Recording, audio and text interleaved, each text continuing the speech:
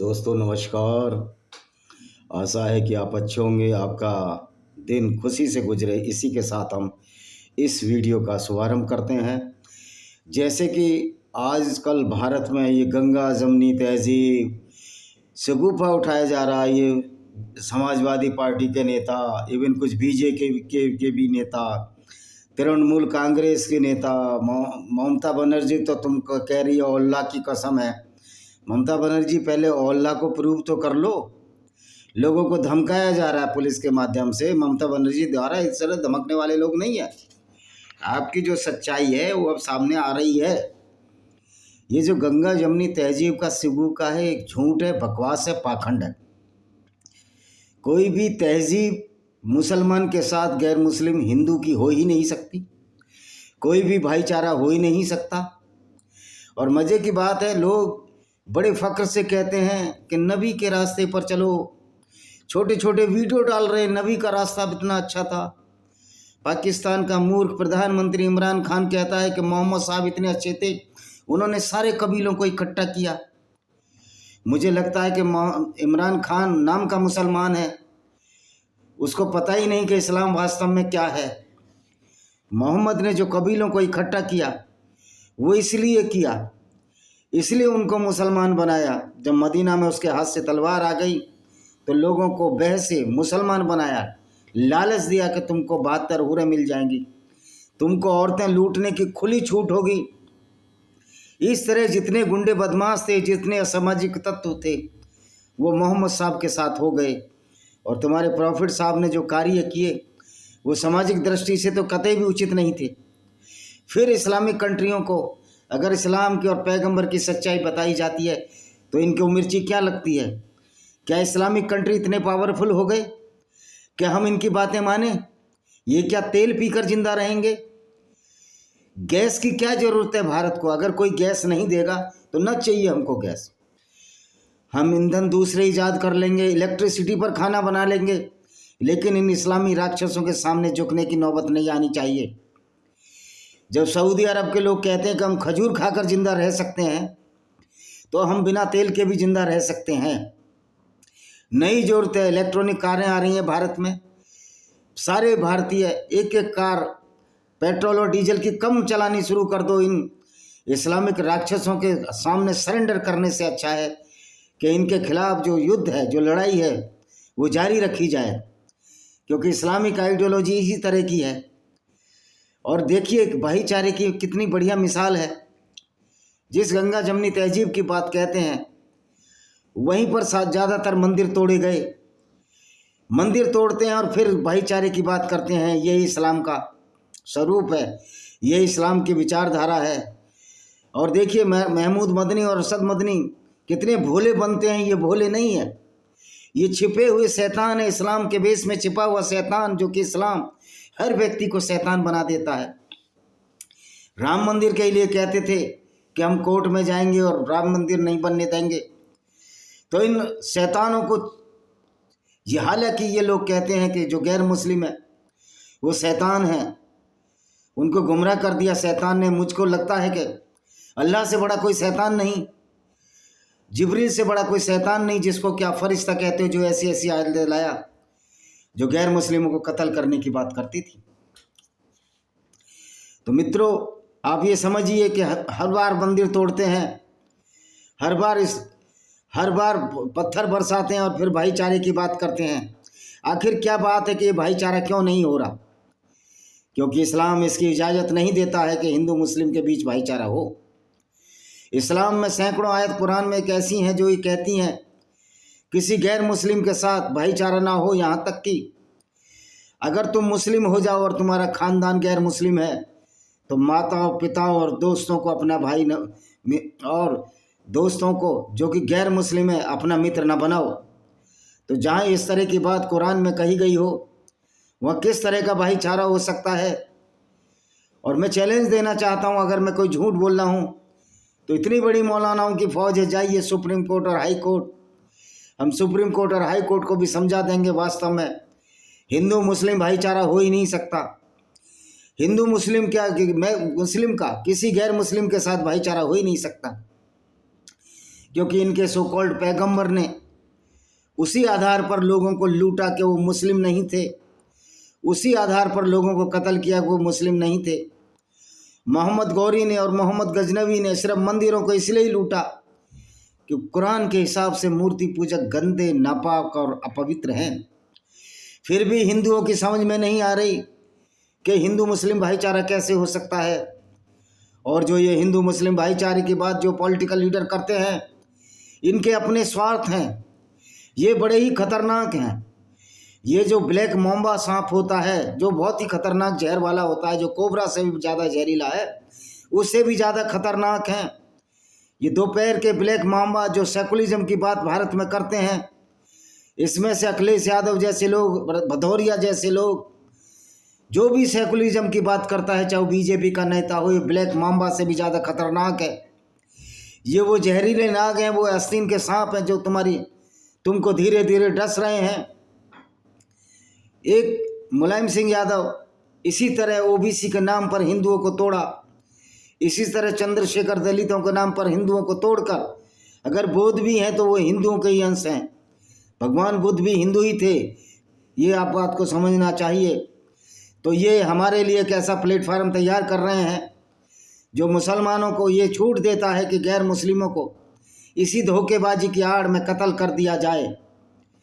क्योंकि इस्लाम की किताब जब ये कहती है कि कोई भाईचारा हो ही नहीं सकता, तो फिर ये काहे का भाईचारा गैर मुस्लिमों के साथ? ये क्या अखिलेश यादव क्या पैगंबर मोहम्मद से बड़ा है? क्या ये कुरान से भी बड़ा आदमी है, या ये अल्लाह से भी बड़ा है मुसलमानों के हिसाब से? अखिलेश यादव या भदौरिया हो या जितने भी गैर मुस्लिम जो भाईचारे की बात करते हैं, वो नजस हैं, नीच हैं, पोटी जितने गंदे हैं, क्योंकि ये मूर्ति पूजक हैं। ये कृष्ण के वंशी होने का दावा करते हैं, लेकिन इनको ये पता नहीं कि इस्लाम क्या है। कृष्ण तो बहुत बुद्धिमान थे, वो बहुत बड़े फिलोसफर थे, दार्शनिक थे, लेकिन इन लोगों को क्या हो गया, ये इस्लाम की सच्चाई को नहीं जानते। चंद्रशेखर रावण जैसा आदमी इस्लाम की ABCD नहीं जानता, और वहाँ जामा मस्जिद के सामने बार्किंग भौंकता है कि हम कुरान में एक ऐसी आयत बता दो जो गैर मुस्लिमों के खिलाफ हो। उस मूर्ख को ये पता नहीं 134 बार तो गैर मुस्लिमों को कत्ल करने का शब्द आया है। जो इस्लाम गैर मुस्लिमों की औरतों को लूटकर उनको मलिका अमान यानी कि रखेल और दासी बनाने की छूट देता है, सिर्फ इसलिए कि वो इस्लाम को नहीं मानते, कुरान को नहीं मानते, अल्लाह को नहीं मानते। वो जिनका इस्लाम ये कहता है कि किसी गैर मुस्लिम के साथ भाईचारा हो ही नहीं सकता, तो उसके साथ भाईचारा करने की रट क्यों लगाए रहते हैं? क्या ये मूर्ख ये नहीं समझते कि मुसलमान कुरान को मानता है, इस्लाम को मानता है, चंद्रशेखर रावण और अखिलेश यादव को नहीं मानता? ये बात तो हिंदुओं की समझ में आ जानी चाहिए। मुसलमानों की तो समझ में है कि वो इस्लाम में क्या करना है, उनको किस तरह पूरी दुनिया में इस्लाम फैलाना है। गो कि अब ये सपना इनका अधूरा रह जाएगा, क्योंकि अल्लाह एक झूठा है जिसको हम प्रूव कर चुके हैं कि अल्लाह नाम की कोई चीज़ नहीं है। क्योंकि अगर अल्लाह होता और अल्लाह पृथ्वी को बनाने वाला होता तो अल्लाह को ये तो मालूम होना चाहिए था मैंने क्या बनाया है। लेकिन अल्लाह को तो पृथ्वी बनाने के बाद भी ये नहीं पता कि पृथ्वी गोल है। कुरान का अल्लाह कहता है कि पृथ्वी चादर की तरह हमने फैलाई है। कुरान का अल्लाह कहता है हमने पहाड़ ऊपर से गाड़ दिए हैं जिससे पृथ्वी में उड़ ना जाए। लेकिन कुरान के अल्लाह को ये नहीं पता था, जैसे परसों दिल्ली में या पूरे रावलपिंडी नॉर्थ इंडिया में भूकंप आया, अफ़गानिस्तान में भूकंप के झटके लगे, वो अंदर से जो टेक्टोनिक प्लेटें टकराई, जिनके टकराने पर पहाड़ों का उदय होता है, उस वजह से भूकंप आया था और ऊपर टंगे हुए पहाड़ों ने उस भूकंप को नहीं रोक पाया। तो ऐसा मूर्ख अल्लाह जिसको कुछ अता पता ही नहीं है, तो हम कैसे मान लें ये सृष्टि का सृजन करता है। यहाँ ये बात ज़रूर है कि मोहम्मद ने उस अल्लाह को बनाया था और उस अल्लाह के नाम से इतने लोगों को बेवकूफ़ बनाया। आज भी 180 करोड़ लोग बेवकूफ़ बने घूम रहे हैं इधर उधर, सिर्फ झूठे लालच में कि उनको 72 हूरें मिलेंगी, 135 फुट की हूरें मिलेंगी और सारे मुर्दे जी उठेंगे। मैं दावे से कह सकता हूँ, आपका यकीन होगा, ये आपका ईमान होगा जो मूर्खता की नींव पर टिका हुआ। लेकिन कभी भी कयामत नहीं आएगी, ना कोई मुर्दा जी उठेगा। जो मर गया वो मर गया, उसके बाद उसका दोबारा पुनर्जीवन संभव नहीं। तो ये गंगा जमनी की तहजीब की बात करने वाले सबसे बड़े धोखेबाज हैं, चालाक हैं, धूर्त हैं।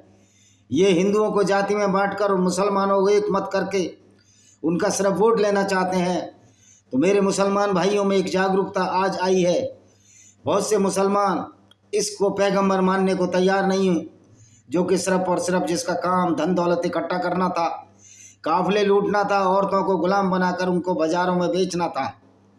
मोहम्मद ने बनु कुरैजा की औरतों को बाज़ारों में बेचा था, ये शायद आपको मालूम नहीं।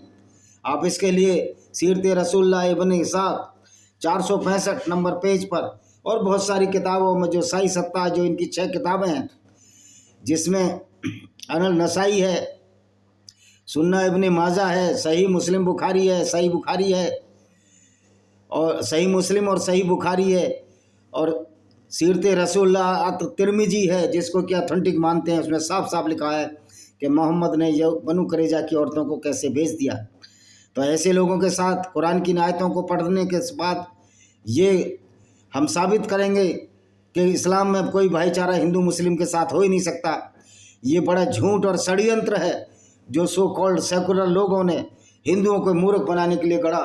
तो आइए हम कुरान के चैप्टर 9 की कुछ आयतें पढ़ते हैं, 10-12 आयतें पढ़ते हैं, और इससे पता लग जाएगा कि ये किस तरह की आइडियोलॉजी है और इससे भाईचारा हो ही नहीं सकता। मुशरिकों यानी बहुदेववादियों, जिस तरह हिंदू हैं या यहूदी थे या उस समय के और लोग थे मोहम्मद के ज़माने में, जिनको पैगान्स इंग्लिश में कहा जाता है, बरतुना मिना अल्लाही वसुल्लाही इला अल्लाह तिला अहद दुमतुम मिना अल मुस्करीना। मुशरिकों से जिनसे तुमने संधि की थी, विरक्ति की घोषणा है अल्लाह और उसके रसूल की। क्योंकि मोहम्मद एक संधि करता था, क्या हम अपना खर्चा खुद करेंगे, तुम अपना खर्चा लड़ाई का खुद करोगे, लेकिन उसमें ये आधी फसल लो यानी लूट। मोहम्मद का सीधा संधि का उद्देश्य था, या तो तुम मुझे चौथ वसूलो, जक़ात जजिया दो।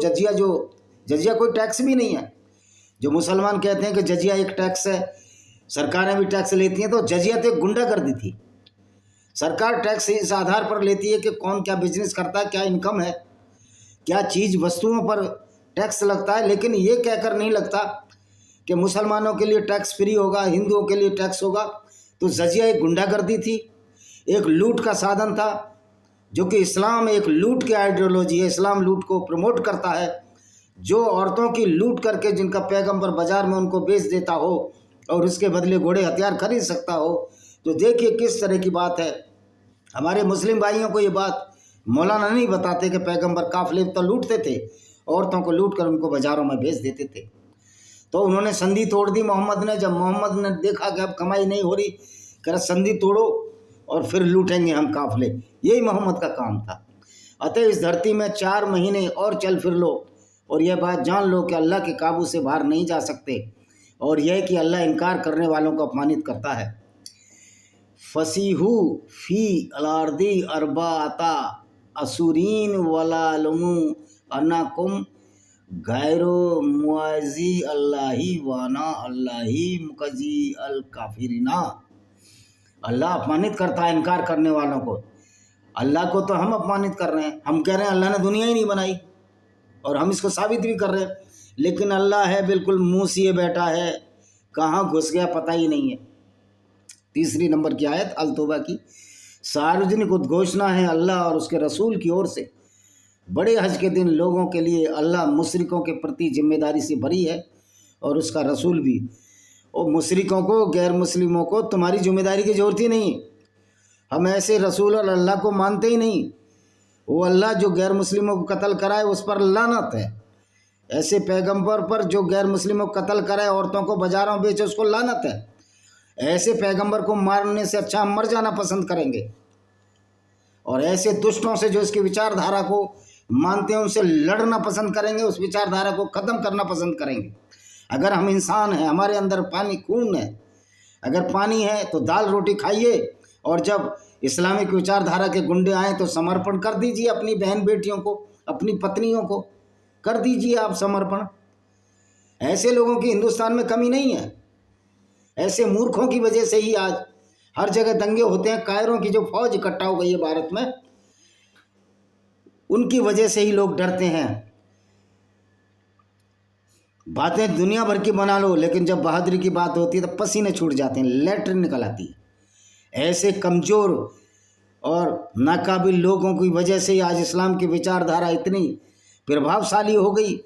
वो लोग तुमसे कम पढ़े लिखे, तुमसे कम शिक्षित हैं, फिर वो इस बात को समझते हैं हमें पूरी दुनिया में इस्लाम फैलाना है।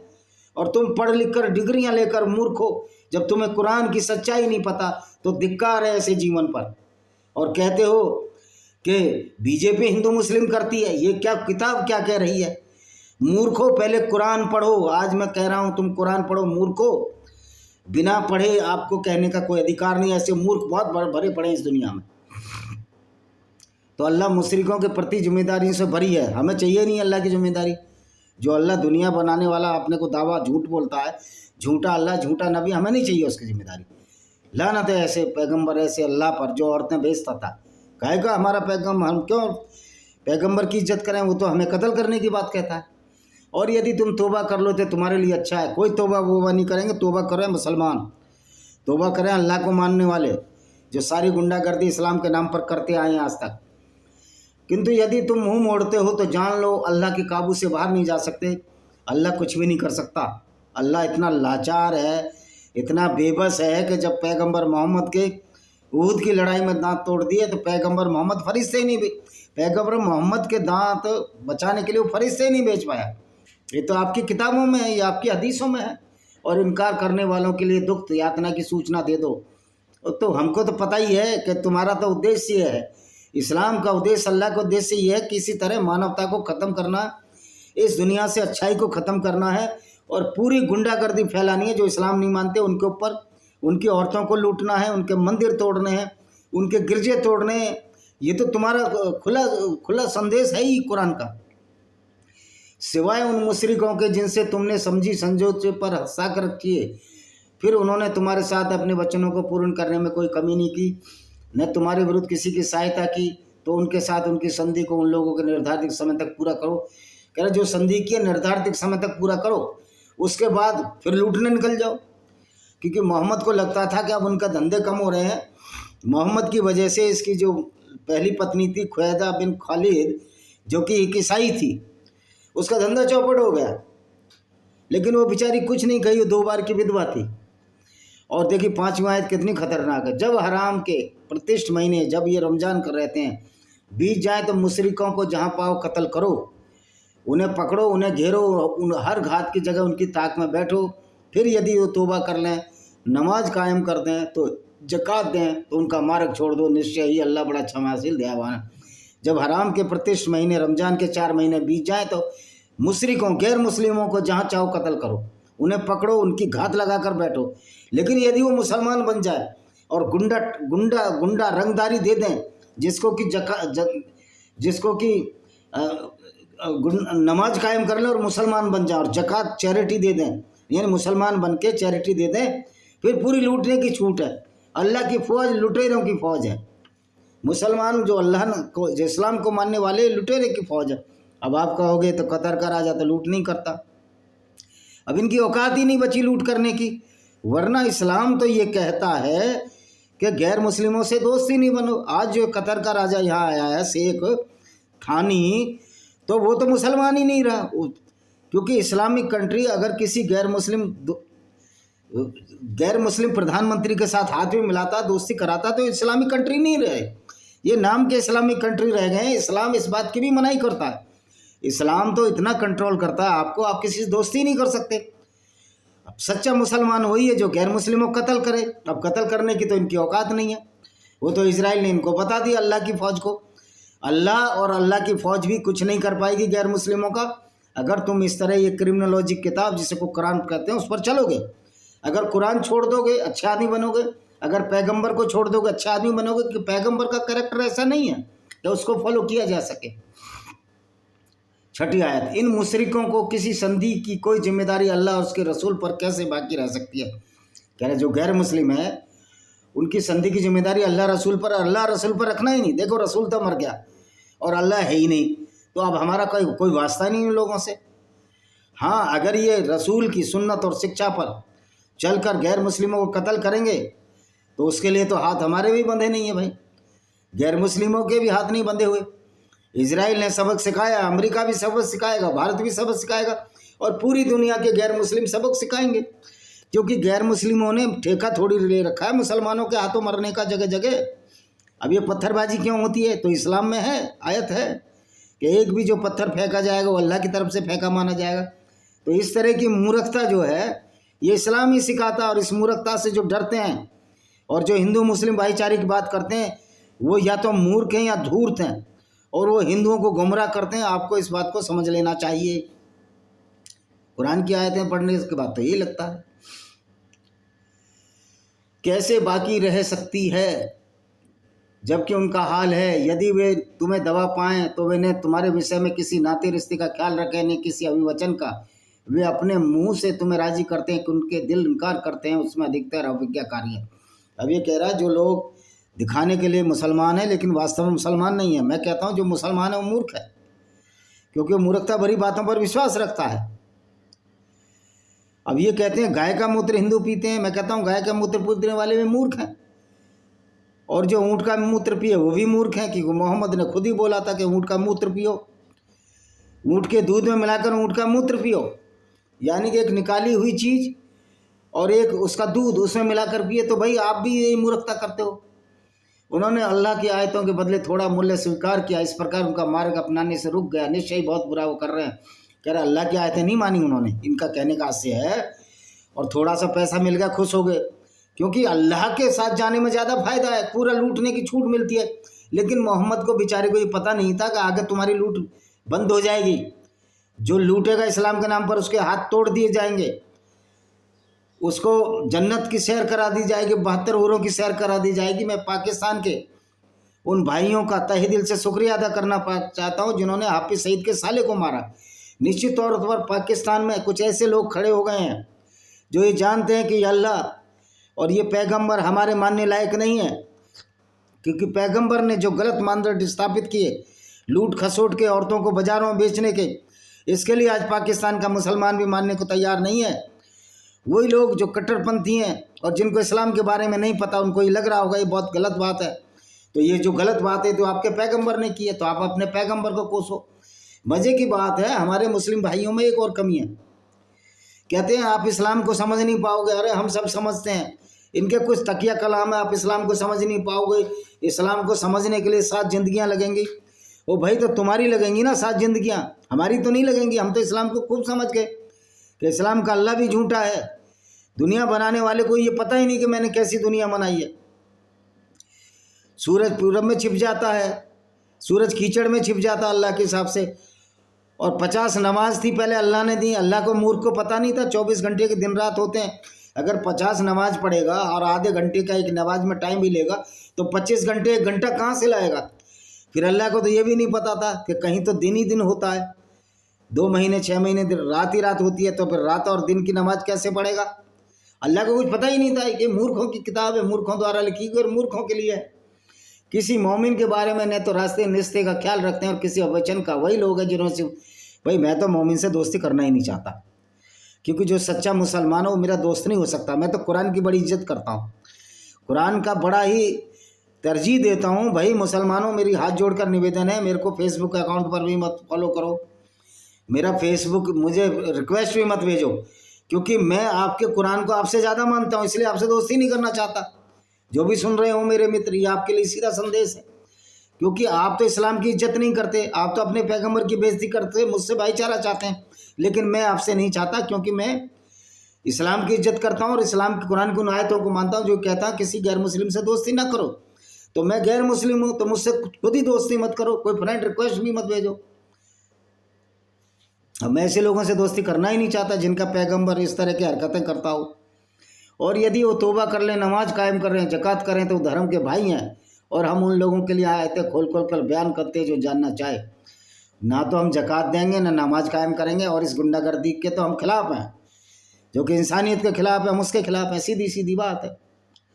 तो ये आज की आयत हो गई हमारी 10 आयत हो गई। तो बाकी कल बताएंगे, वीडियो लंबा है तो आप देखिए। हिंदू मुस्लिम भाईचारा किसी भी कीमत पर हो नहीं सकता। और जो कहते हैं कि वो मुसलमान बहुत अच्छा है और हमसे अच्छी दोस्ती करता है, तो देखिए वो इस्लाम से खारिज हो चुका है।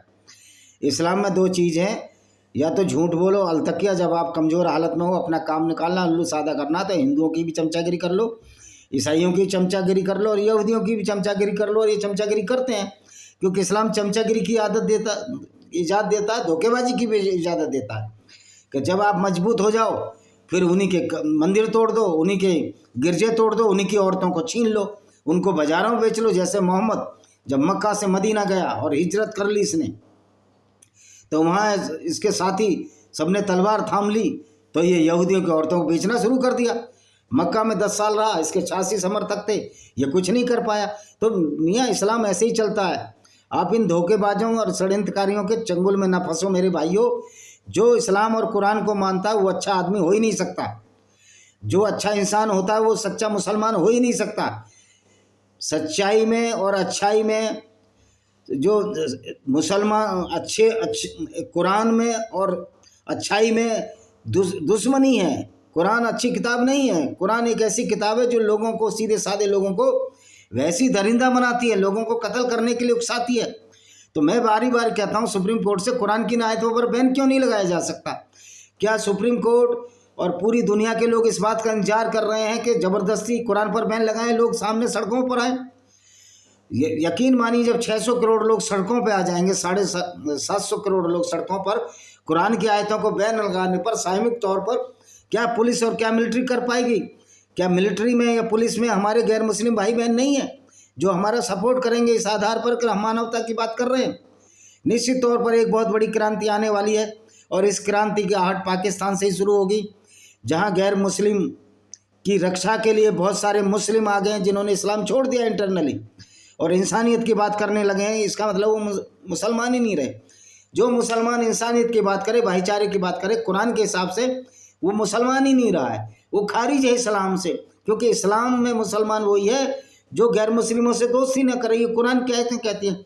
तो गंगा जमनी तहजीब एक बहुत बड़ा पाखंड है और ये जो गंगा जमनी तहजीब की बात करते हैं वो रसूल और कुरान के खिलाफ हैं। चाहे भारत के नेता जो अपने आप को गैर मुस्लिम नेता जो गंगा जमनी तहजीब की बात करते हैं, भाईचारे की बात करते हैं, वो इस्लाम के खिलाफ हैं और वो पैगंबर और अल्लाह की तौहीन करते हैं, बेइज्जती करते हैं।